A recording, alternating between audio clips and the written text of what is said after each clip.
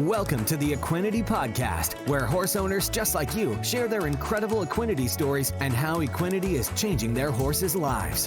Whether you're searching for something to give your performance horse better focus, faster recovery, and more stamina, or in the extreme case where all hope seems lost, give your horse what it needs to help heal at a cellular level, you'll find it here. So jump in on today's episode to hear how Equinety is helping horses worldwide. Now, welcome your host, John Dowdy. Hello and welcome to this week's Equinety Podcast. We're swinging out into Colorado. We've got professional breakaway roper and collegiate coach on the line. Linsay Sumpter, welcome to the Team Equinety Podcast. Hi, thank you for having me. I'm excited to visit and get to know everybody. Absolutely. Well, thank you so much. I know you were a busy person out there, and we just had another breakaway roper on last week, so this might be the mood we're in these few weeks here. That's so great. It's the year of the breakaway. Yes, year of the breakaway. Well, I know everybody's going to really enjoy this one. And as we were talking, you were giving me your background. And of course, my question to you was how long have you been breakaway roping? And you said, well, it goes much deeper than that, more like a genetic default. So yes, very much so. All right. So, so give us the background and lead us all the way up until today. And yeah. So my genetic default plays into that I was born and raised in the rodeo business. My grandfather, Cotton Rosser is his name, and he is 93 years old, and he has been a stock contractor for over 70 years in the West Coast. So I grew up in Northern California and just did everything with the rodeo company that you could potentially do throughout your entire life. When I was younger, I had to trick ride and Roman ride because my grandfather bought a team and I was the youngest in the family, so I had to learn how to do it. Right? Here, try this. Yeah, here you go. Throw it to the wolves. To the wolves you go. Yeah. I carried the American flag at the National Finals Rodeo when I was 6 years old. I was very lucky to grow up around, a lot of some of the most talented ropers kind of in the country, because they would come and stay, when the rodeos were in California, they'd stay at the ranch. And I just really, really lucky and blessed to grow up in this business, in this industry. When I was young and we were going to rodeos, our rodeo company would take anywhere from 10 to 50 saddle horses, because they would have bands that would play in a parade on the horses, and all of our horses were, really gentle and pickup horses and flag horses. And my grandpa, he's very much known for his pageantry of, the opening ceremonies and rodeo. So I took care of horses, ever since I could throw a saddle up on a horse, I was taking care of them. And I was very lucky to start to kind of compete when I was about 12. It was kind of that transition of now you're big enough and strong enough. And I really think that you can burn young athletes out at a young age. So I was really thankful that I didn't get burned out with the horse thing, because it's still what I do. I wake up every day and I eat, breathe, sleep, rodeo, and horses. So I rodeoed all through high school. I had some success in California and high school rodeo, and was an all-around cowgirl for the state of California, and breakaway titles, and had some success in California and high school rodeo, and got to go to nationals, and went to Cal Poly San Luis Obispo on a rodeo scholarship and rodeoed for them all through college, and went to the college national finals 3 times for them, and met my husband when I was in college. He was rodeoing professionally. He's a steer wrestler, or he was. He's retired now. Yeah. And just been in rodeo. Seems like forever, but it seems like it's going really fast. Yep. I know. The older we get, the faster time flies. Yeah. Yeah, it's been so exciting to be part of this kind of new wave for rodeo, and it feels like it's just getting better. Like I said before, when you graduated from college in my era, in my generation, and you lived in California and you're on the West Coast and you weren't in Texas, kind of in that hub of of the amateur rodeos where they had breakaway and ropings where they had breakaway, you were kind of done roping. Like you could team rope and you could go to the team roping jackpots, but that was even before World Series. You know, they had the USTRC then, and the money was pretty good, but you couldn't make a living with rope. So now, you know, fast forward 15 years, 10 years, and like I said, the year of breakaway and this big wave of allowing us to kind of showcase our ability that we do have with the rope has been really fun, and kind of being in the forefront of it to push and promote breakaway has been an awesome experience for me, because rodeo has given me so much as an individual, and my family so much, and myself, my personal family, my husband, and you know, my children are going to grow up in this industry as well, and to give back and help the sport grow is kind of is a big thing for me, and I'm really excited for it. Yeah, no, that is really exciting. All those things. Now, also in part of your career, you also worked around the professional bull riders. Yep. California girl, to move to Colorado sounds appealing, but I live in the part of Colorado that's not John Denver, Rocky Mountain High. I'm in the part of Colorado that's more Little House on the Prairie, Laura Ingalls. So, you know, it's not. It's so funny, like recruiting, because I coach now, but recruiting, they're like, oh, Colorado, so we can do snowboarding. I'm like, yeah, no, not really. But little different. So I kind of, yeah. I was lucky to be hired by Randy Bernard, who I learned so much from, and he's just a powerhouse in the industry when it comes to live events and just the sport in general. He was the CEO at the time for the PBR, and I did PR and marketing for them and traveled with the Built Ford Tough Series, and it was. I couldn't have asked for a better experience. I wouldn't trade it for anything. I loved my time with the PBR. It was just really hard to be Wade rodeoing professionally, and then me on the tour with the Built Ford Tough Series. I would be home and he would be gone, and then he would come home and I would be gone. And just, you know, to start your own family and build a marriage and all those things, that was just not going to be the ideal circumstances. So the opportunity to start coaching came from Otero College in La Junta, Colorado, which is about 30 miles from where we live.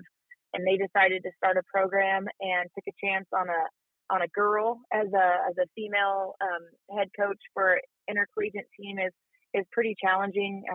I'm one of, I would say, less than 10 in the country. There's, you know, 11 regions and I don't know how many member schools throughout the National Intercollegiate Rodeo Association, but there's not very many women head coaches, and they took a chance on me. This is my 13th season, so wow. I've been the coach for. I've been molding the minds of the youth of America for almost 13 years. Uh-oh, that could be scary depending on who knows you best. I know, right? Yeah. Yeah. So I would assume being the head coach and your vast knowledge of all the things from Western pleasure and trick riding and barrel racing and all the things that you've done growing up really helps out at the college level, being the head coach, and you've got, you know, all these events and disciplines. Yeah, it has. It's funny because I always, the very first week, you know, I'm the only college in the state of Colorado that bucks bulls and horses every week religiously. And I am a firm believer that you can't call yourself a rodeo program if you don't buck bulls and horses. You can be a timed event program and you can have a rodeo team, but if you don't try to better the sport and build the sport, I mean, on the rough stock side of things, it's a challenge. It's hard genetically. We have made bucking animals so amazing. They're like crazy athletes. Just look at the bucking bulls and the PBR and the bucking horses at the NFR. Like what those horses and bulls can do with their bodies is just remarkable. Mm-hmm. And then to be like, hey, you weigh 145 pounds and you get to ride it. And yeah. So to build the confidence and to build athletes to kind of take on Goliath, it's a big deal. And you can wreck a lot of athletes at a young age, and I think that's kind of what has happened in the rough stock side of things.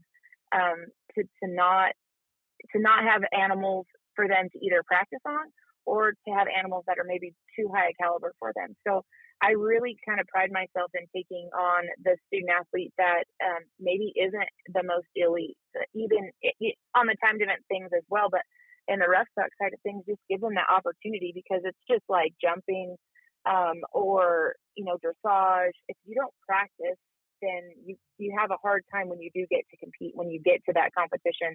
So I really pride myself that I'm the only school in Colorado that bucks bulls and horses every week. So to push my credibility on these little 18-year-old juvenile males, they're funny, because like I'll bring the horses in, and I'm in the bag pens, and I sort and I load them, and then get them in the chute and get them all do chute procedure with them, and then I flank, and my assistant, he'll pick up for me. And so I'm kind of in the heat of the battle with them and in the trenches with them. And they're just like, it changes their mentality so fast that it's their respect that that I'm not just sitting in the stands videoing them and being like, hey, good luck. Right. Hold on, let's stay on. Right. Like, I'm in there with them trying to help them and trying to get them better and talk to them. And being in the rodeo business, I have a lot of really great friends that I can send videos to, or try to get,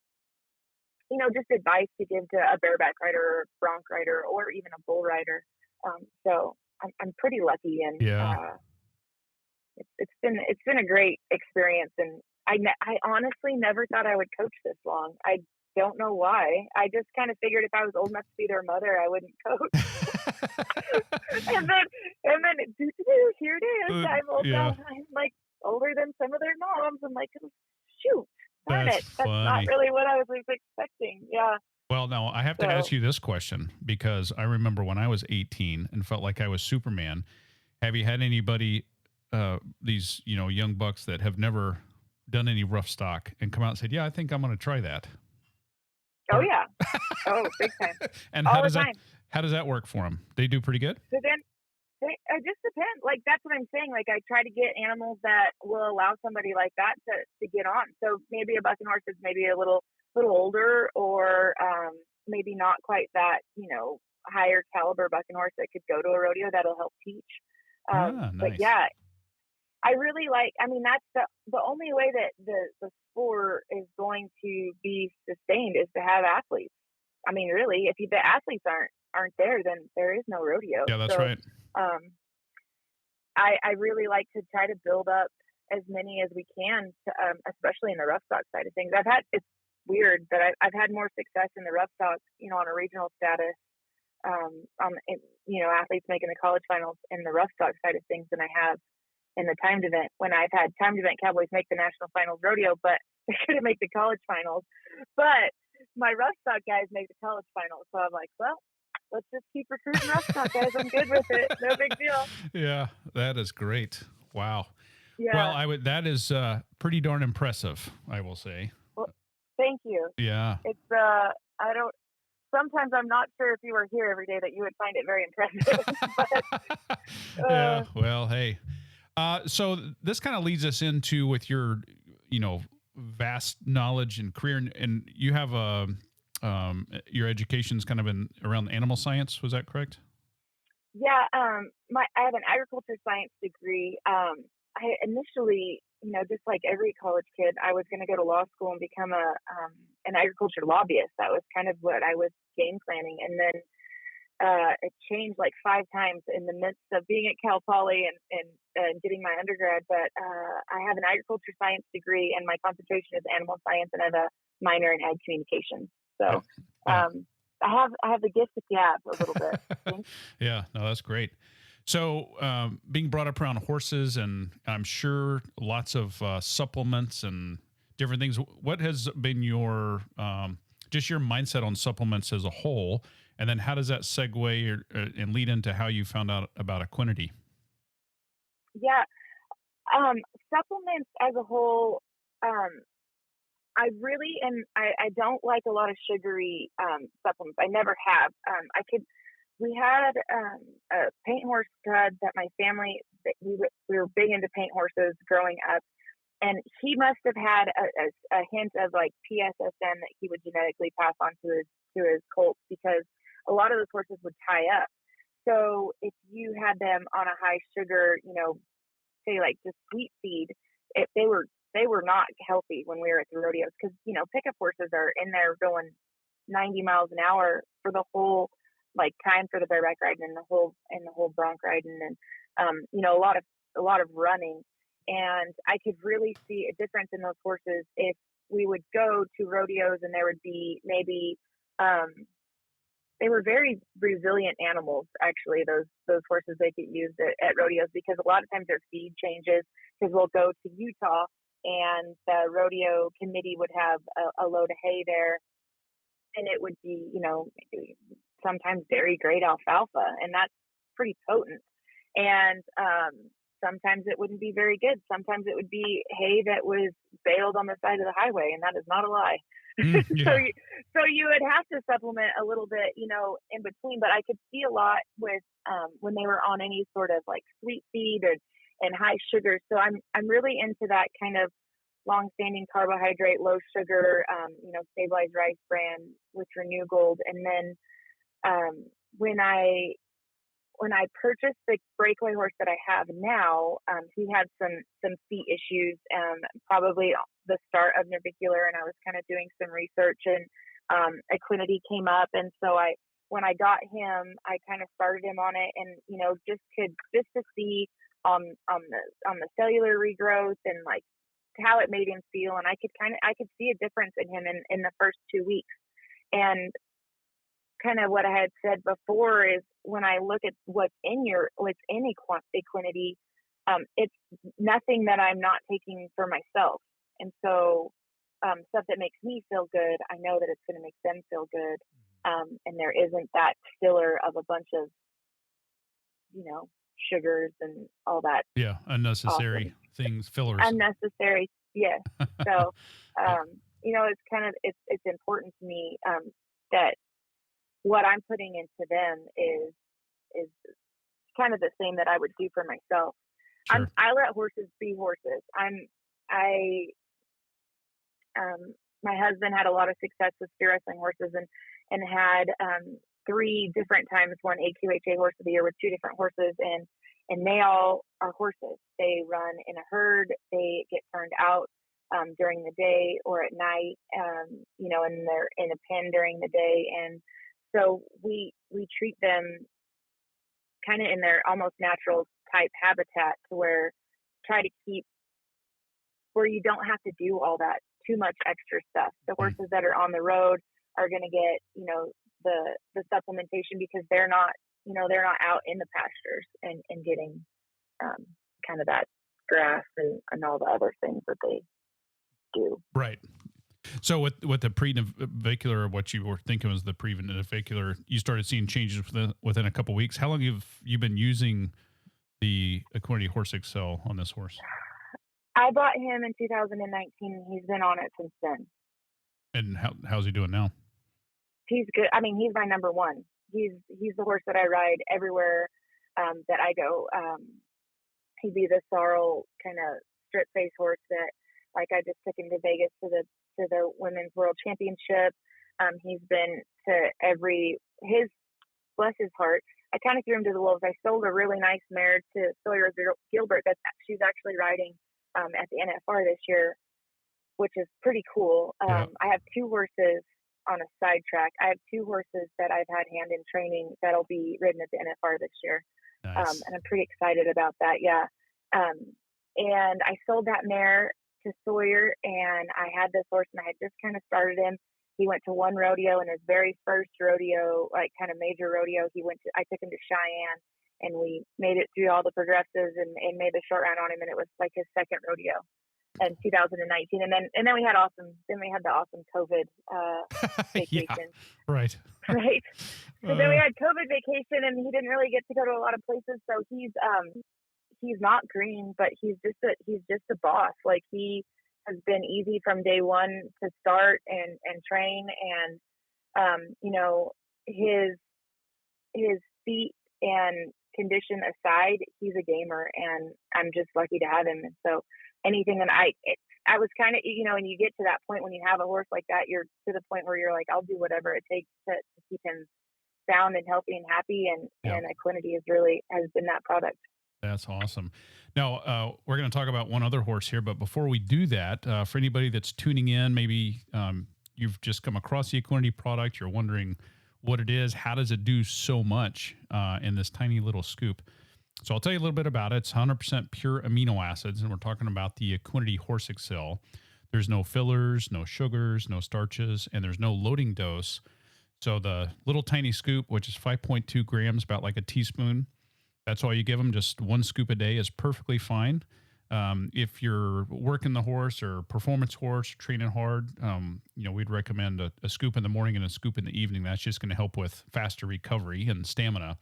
But what the amino acids are specifically designed to do is give the body what it needs to release its own repairing hormones from the pituitary gland.